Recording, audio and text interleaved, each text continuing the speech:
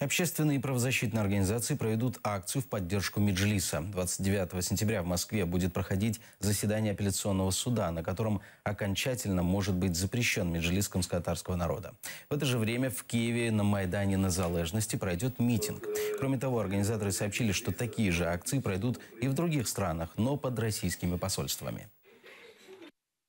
Призываем всех киевлян и те, кто могут присутствовать, приехать в Киев, принять участие.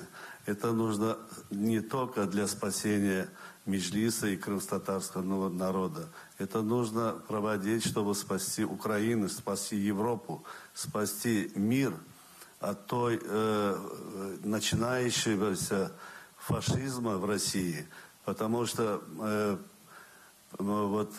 преследование Меджлиса по этническому признаку, это уже подходит под фашистські действия. Ніхто не дасть їм знищити знову цілий народ, ніхто не піде на їх умови забути про окупацію і вторгнення в Україну.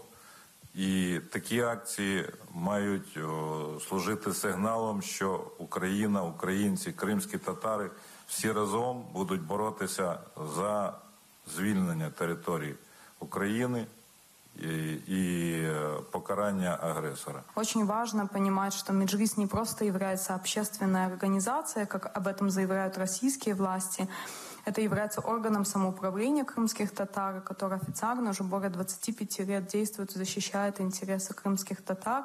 Я подчеркну, что Меджлис — это не просто 33 члена Меджлиса на центральном уровне, но это целая сеть региональных меджлисов, куда входит более 2500 людей на региональном уровне, и практически все те мероприятия по защите прав крымских татар за последние 25 лет так или иначе были организованы региональными меджлисами.